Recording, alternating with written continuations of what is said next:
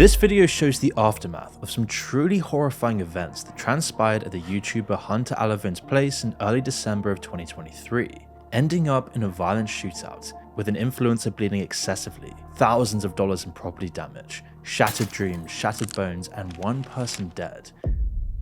Prior to the horror show, Holly Knoll, more commonly known as Holly Penno in the Twitch community, had recently travelled from Washington to West Virginia to stay with Hunter Alavone, a YouTuber with more than 560,000 subscribers. Knoll was seeking refuge from an emotionally verbally abusive man by the name of Conrad Carricker, a man she had spent 11 years with. On the surface to an outsider looking in, Knoll and Carricker appeared to live the ideal sort of life. They seemed to be madly in love and their partnership appeared to be as close to perfect as humanly possible. But appearances can be deceptive, because behind the smiling photos full of deep gazes and loving embraces lay extreme darkness. Carricker was a cold, cruel individual, in possession of a violent temper, regularly lashing out at Knoll, berating her and making her feel small. And after enduring more than a decade of abuse, Knoll finally had enough of the abuse. She no longer wanted to perpetuate the charade that she'd been presenting to the world. She knew she had to leave Carricker. However, as Knoll would soon find out, in the most terrifying way imaginable, leaving him wouldn't be easy.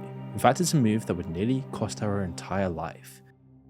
Carricker wasn't prepared to let her go, and if he couldn't have her, then no one else could either. Knoll and Hunter were initially just friends, but as they got to know each other, they started to develop feelings for each other, and Knoll quickly realized that her relationship with Carricker was toxic, and that better men like Hunter existed. She knew she deserved better. She knew that she could be with someone that would treat her right, someone that would not constantly abuse her. She knew she needed to get to West Virginia to be with Hunter. However, after arriving in the eastern US state, shortly before Christmas of 2023, Knoll made a startling find in her luggage: Apple AirTags that had been carefully concealed. You see, Carricker had placed them there in order to track Hunter's whereabouts, and as mentioned, Carricker was not prepared to let Knoll go. She was his, and Carricker wanted her back. Nothing would get in his way. And so when Knoll confronted Carricker about the trackers, he allegedly responded with a text message shared online saying, "Tell him I'll see him soon." Him being Hunter. And as Knoll and Hunter's relationship progressed from a simple friendship over the past 3 months, Carricker had started making threats to kill the YouTube celebrity. Hunter had even received a chilling call from his landlord, who informed him that a man with a suitcase had been lingering around the building, attempting to gain entry and claiming to be the content creator's friend. Worried that it could be Carricker following through on his threats, Hunter and Knoll cautiously descended the stairs and peered out through the glass front door of the building. Carricker emerged abruptly from around a corner, according to a witness, clutching a shotgun in his hands as he advanced towards them with an emotionless, dead-eyed expression. In the words of Hunter, the minute he saw us, it was like something switched, like he had no expression on his face, like he switched to just being evil. He does that, Knoll said. He's like Jekyll and Hyde. He's been like that for 11 years, it's scary. Hunter, frozen in place, desperately tried to comprehend the situation unfolding before his very eyes. However, Knoll, sensing Carricker's intentions, swiftly intervened, positioned herself between them, essentially transforming herself into a human shield. I want to make sure it's really clear how brave Holly was. She literally saved my life. She also knew that this guy had intended to kill me, and she took a really daring bet, betting that he wouldn't kill her. Hunter stated. The pair then hastily sought refuge within their residence, precisely as Carricker, driven by a burning rage and pathological possessive streak, shot a bullet through the entrance. Are you recording? Conrad has shot Holly in the leg. Excuse me? We don't know. All I know is I got a call from my landlord that said he was trying to get into the building. The suspect, sorry. The suspect was trying to get into the building, and then there was something shady about it. We didn't know. Yeah, he had a gun under his coat. And he had a gun under his coat when he came out, and then when we walked up... He's at the door. He's at the door. Please come in, please come in. Knoll was hit by the rebounding projectile near her right kneecap and was showered with fragments of shattered glass, resulting in a significant loss of blood. Nevertheless, she and Hunter made their way to the apartment and secured the door. He must have followed my trail of blood through the apartment to know exactly what apartment we were in, because he didn't know the layout. A clearly terrified Knoll recounted. Both individuals barricaded themselves on the rear porch of the apartment and immediately dialed 911 while attempting to control the bleeding with a sweatshirt. In a matter of seconds, Carricker forcefully pounded on their front door and made an attempt to shoot it open. Please hurry, please. Okay, he's pounding really hard at the door. I hear shouting.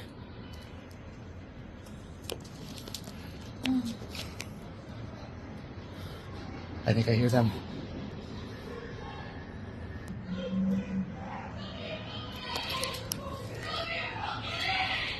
The incident was captured in Hunter's widely shared video, which depicted the arrival of law enforcement officers who shouted at Karaka to surrender. Shortly after, a series of gunshots echoed through the air. Meanwhile, Noel desperately sent text messages to Karaka, pleading with him to surrender peacefully and informing him that he had already injured her. I sent him a picture of my leg and I was like, "I'm bleeding, I need help, I need you to surrender, I don't want to die." And that's when he shot himself, Paul said. This was at a point in which the police had him surrounded, and he also, I think, had realized he had injured Holly, and I don't know if that was his intent or not, and I think that it just became too much for him, a distressed Hunter added. Following the incident, Noel's sister discovered receipts on Karaka's computer that indicated he had been tracking her across the country shortly after she had left for West Virginia. Furthermore, it was revealed that he had been present in Hunter's neighborhood for at least a day prior to the shooting, stalking out Hunter's premises, plotting his next move. According to Noel, Karaka had a history of mental health issues back in Washington, which included suicidal threats, self-harm incidents leading to police and hospital involvement, and extremely aggressive behavior. In short, he was an unhinged young man capable of extreme violence and unwilling to let Noel move on with her life. But Karaka is just one of many dangerous individuals who develop unhealthy obsessions with other individuals. Some are so obsessed that they are driven to kill, which brings us to Lewis Ashdown, a young man who would commit one of the most grisly acts of murder ever seen. But before we continue, I want to tell you about our video sponsor. You see, I love good food, but when making these videos, I feel like I never really have time to grocery shop, cut up the portions and cook. And yet, I don't really want to eat unhealthy Uber Eats. But thanks to HelloFresh, you can get fresh, good ingredients straight to your door. And it's so much cheaper and efficient than doing a grocery run, all while being delicious. Fresh ingredients, amazing recipes, and the best part is, it's all at a great price. And now HelloFresh has more options to support your wellness journey than ever before. Dig into their biggest menu yet with 45 plus dinner options, and even more market items that suit any healthy lifestyle. Plus, you can start your day right in the new year with free breakfast for life, where you can get one free breakfast item per box while your subscription is active. And all you've got to do is choose your recipes and select a delivery date. HelloFresh then handles the meal prepping and the shopping, so all you have to do is open your box of pre-portioned ingredients and get cooking. And if you're anything like me, and you always get tired of the same old recipes over and over again, HelloFresh is a real game changer here. They've got over 30 calorie smart and protein smart options every week. Fresh, pre-portioned ingredients that make cooking a breeze with delicious flavors. So let's start the new year with a bang, and join HelloFresh today, where you'll get a lifetime of free breakfasts and delicious green HelloFresh boxes. So click the link in the description or use my code and get free breakfast for life, and one breakfast item per box while your subscription is active. This is a tale of two very different young men. One a kind-hearted, trusting soul, the other a deranged lunatic with an insatiable appetite for brutality. You see, one day while scrolling the web, Lewis Ashdown stumbled across a video of Williams doing parkour, a sport where individuals strive to move swiftly and effectively from one location to another, without the aid of any equipment. Obviously impressed, Ashdown reached out, and the two young men would go on to develop a close friendship. On the evening of May 29, 2021, they arranged to meet up in the forest to socialize and drink alcohol, and at approximately 11:30, Mr. Williams, who rarely ever drank alcohol, contacted his aunt, and although he appeared intoxicated during the call, he assured her that he was on his way back home. However, when he failed to return, his family reported him as missing. Initially, Ashdown was also reported as missing. However, during a search of his residence, the police discovered clothing stained with Mr. Williams' blood inside a wardrobe. Detectives subsequently apprehended Ashdown at the residence of a friend in Eastbourne. The friend informed the authorities that Ashdown had confessed to the murder of Mr. Williams. But this was no normal murder. It was a murder that would shake the small community of Uckfield in southeast England. Ashdown, a teenager with a deep fascination for horror, stabbed Williams a staggering 107 times in a horrifying knife assault, and astonishingly, after committing the heinous act, Ashdown proceeded to attend a screening of the bone-chilling film The Conjuring 3: The Devil Made Me Do It, which eerily mirrored the gruesome nature of his crime. In October of 2021, during the court proceedings, it was revealed that the Hollywood movie featured 3 scenes that bore a striking resemblance to the merciless attack that took place in the wooded Uckfield region. Following his trip to the cinema, Ashdown, now 22 years old, got drunk and told a friend about the dreadful act he had committed. He callously shared video clips from the incident while laughing. Ashdown even recorded over an hour of footage, capturing moments both preceding and following the brutal crime. Before dumping him in a river, Ashdown gouged out Williams' eyes. The distressing, deeply disturbing videos captured on that fateful night were deemed too horrifying to be presented as evidence at Lewis Crown Court. During the trial, the jury was informed that there was no rational explanation for the sheer brutality of the prolonged and sadistic assault, and in a chilling admission to his friend, Ashdown revealed, "I took a knife out with me, and it just felt right to do it, He was begging for help, and I just wanted him to shut up. Despite Mark's desperate pleas for assistance, Ashdown thrust the knife taken from his mother's kitchen into his victim's back, and as Mark begged Ashdown to call an ambulance, the assailant proceeded to stab him over 100 times. The friend, utterly shocked by this, told the authorities that all Ashdown wanted to do was kill. He said he felt good about it and Mark deserved it, and during the court proceedings it was revealed that Ashdown enticed Mark, who was accompanied by his brother, to a wooded area. Ashdown then managed to separate him from his brother by sending him a map with a link indicating the meeting location. After phoning his family to inform them of his drunken state and his intention to return home, Mark received reassurance from Ashdown that he would ensure his safe arrival. However, contrary to his promises, Ashdown had other plans. Mark Williams would never make it home.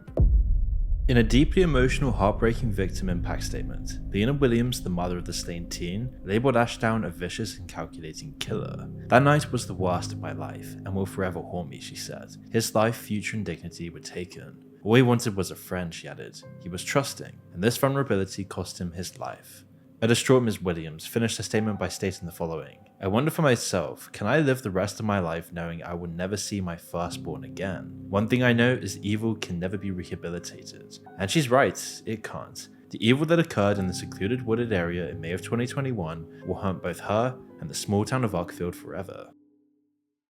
20 years ago, TV viewers were spoiled for choice, with a whole host of explosive, utterly engrossing shows flooding our screens. From The Wire to The West Wing, Shameless to The Sopranos, we were, not that long ago, fully immersed in a sea of quality TV shows. And one of the best shows of that era was Dexter, which began airing on Showtime in October of 2006. The American crime drama set in Miami revolves around the character Dexter Morgan, played by the impeachable Michael C. Hall. Now, for the uninitiated, Dexter is a forensic technician specializing in bloodstain pattern analysis for the fictional Miami Metro Police Department. Well, that's his day job, of course. You see, Dexter also leads a secret double life as a vigilante serial killer. His murderous mission involves hunting down bad guys who have escaped the justice system due to corruption or legal loopholes. But unlike the vast majority of serial killers, Dexter lives by strict code, referred to as the Code of Harry. This set of principles was instilled in him by his father, aptly named Harry. Essentially, this code enables Dexter to direct his inclination towards murder, his dark passenger and the distribution of vigilante justice. Like John Wick, he targets only those who have committed crimes. However, unlike John Wick, Dexter was actually inspired by a real-life serial killer named Pedro Rodriguez Filho.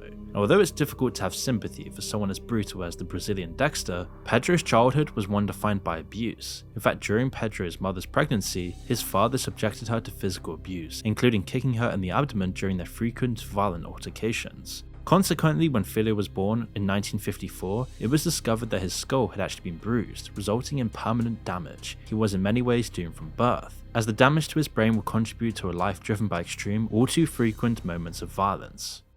At the tender age of 13, Filho first experienced a disturbing inclination towards murder while engaged in a fight with his older cousin. Fueled by anger, he forcefully pushed his cousin into a sugarcane press. Reflecting on the incident later, Filho recalled, "I pushed him thinking his whole body would go through, but just his arm went through." However, a year later, at the age of 14, he would commit his first of many killings. Seeking revenge for his father's dismissal from his position as a school guard due to questionable allegations of theft, Filho murdered the vice mayor of Alpheness. And in a twisted turn of events, when he encountered a watchman whom he believed to be the true thief, Filho ended his life as well, seeking refuge in Mogi de Cruzes, where his criminal activities commenced in earnest. During this period, he also proposed to a local resident, Miria Olympia, but tragically, shortly after, Olympia, who was carrying Filho's child at the time, was brutally murdered by members of a drug dealer's gang whom Filho had previously killed. Driven by vengeance, Filho resorted to torturing and killing individuals in order to extract information about his fiance's killers. At a wedding organized by the gang's leaders and attended by its members, Filho and his associates mercilessly slaughtered the guests, resulting in the deaths of 7 individuals and the hospitalization of 16 others.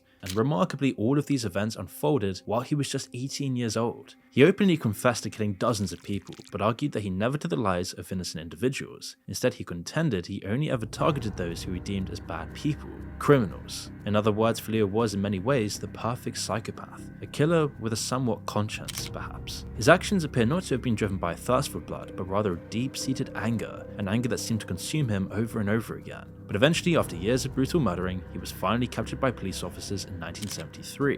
And although Pedro found himself behind bars, his penchant for murder never disappeared. Even in prison, he continued to add to his kill tally. Adhering to his own Dexter-like code of Harry, he killed more than 40 inmates while incarcerated. One of his victims, a known rapist, was murdered within the confines of a police van.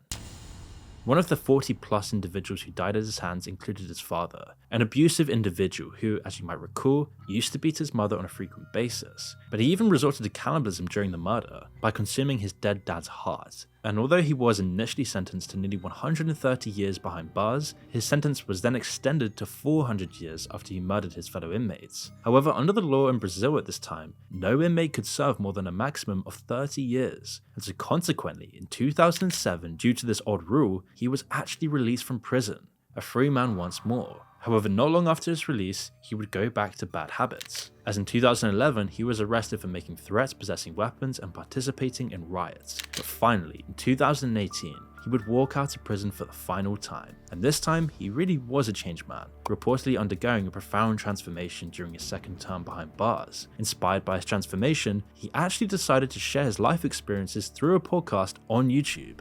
Mas aí depois que você saiu, você foi atrás dele. Não, meu pai matei na cadeia. Foi na cadeia? Foi. Meu pai matei na cadeia, não foi na rua. Eu tava preso já. Eu Aí- fiquei 42 anos preso. That's right, arguably the most brutal serial killer in modern history had a second life as a YouTuber. In his podcast, he recounted the intricate details of his past and issued a cautionary message, advising individuals against pursuing a criminal path like he once did. However, despite his efforts to reform, he would ultimately face the consequences of his past actions in March of 2023, when a silence brutally assaulted the 68-year-old, slitting his throat and fatally shooting him while he was sitting outside a relative's residence. Now it's time to discuss a YouTuber who became utterly obsessed with the idea of murder. The young man's name is Randy Stair, and his story is both disturbing and utterly terrifying. At the age of 15, Randy founded the Pioneers Productions channel. Initially, he produced a series of plays and vlogs, but later transitioned to creating sketch comedy videos. His renowned skits often revolved around him and various characters engaging in peculiar escapades. Randy himself voiced all of the characters in these videos. A few years later, after developing an unhealthy fascination with the character Ember, he made the decision to discontinue his Pioneers Production channel and embark on a fresh endeavor known as Ember's Ghost Squad, a series heavily inspired by Nickelodeon's Danny Phantom. Stair frequently uploaded videos, calling Ember his queen. At the same time, however, Randy's mental well-being started to deteriorate, and his content became considerably darker. This close. This close to my baby. Well, Ember was my baby. She's not my baby anymore. She's my queen. He began uploading several videos discussing his psychological health and his seething disdain for humanity. In fact, the final episode of Ember's Ghost Squad, featuring Randy and the Ghost Squad crew, depicted the character shooting up a high school. Shortly after this disturbing video, Stair would carry out a mass shooting at a supermarket where he worked, killing 3 people in the process. His victims included Terry Starling, age 63, Victoria Brong, age 26, and Brian Hayes, age 47. Prior to the attack, Stair, age 25 at the time, took precautions to prevent anyone from escape by blocking all emergency exits of the store, including securing the automated doors at the entrance. But prior to this horrific incident, Stair had developed an unhealthy fixation with the Columbine shooting as well. Now, for the uninitiated, this was an awful attack in 1999 at a high school in Colorado. The perpetrators took the lives of 12 students and 1 teacher, and some of the main motives for the attack included a fascination with goth culture, violent video games, and the now disgraced singer Marilyn Manson. Reportedly and rather strangely, Stair had delusions of transforming into a cartoon character in the afterlife. In his disturbing uploads, he would talk about the prospect of uniting with the aforementioned Ember in the realm beyond, and even delve into his transformation into a fictional character after his transition. Numerous YouTube videos on his now removed channel also featured him expressing his fascination with mortality and contemplating various methods of taking his own life. And in one of Stair's own journals, he starts with the quote, "I hate the fucking world," an infamous line from one of the perpetrators of the Columbine massacre. Stair even employed the identical model of shotgun that was utilized in the Columbine tragedy to fatally take the lives of 3 of his workers. Reportedly, 10 individuals who were considered close friends of Stair received an email from him, expressing his regret for not being able to meet his own standards, and stating by the time they read the message, he would have already passed away. In 2017, 17-year-old Tiba Al-Ali, a vibrant, enthusiastic YouTuber, gained immense popularity after relocating from her homeland Iraq to Turkey. Through her video, she shared her journey towards independence, her relationship with her fiance, her passion for makeup, and various other topics of interest to her followers. Tiba's infectious happiness resonated with her audience, attracting tens of thousands of subscribers. In her inaugural video, shot in November of 2021, Tiba expressed her decision to relocate for the purpose of enhancing her education. Tragically though, in January of 2023, Tiba returned to Iraq to visit her family, only to meet a horrifying fate at the hands of her own twisted father. Now, according to reports, the father of Tiba never approved of her decision to relocate there or marry her Syrian-born fiancé, with whom she lived with in Istanbul. And upon her return to Iraq in 2023 to visit her hometown, Tiba became entangled in a family dispute, one that would end in tragedy.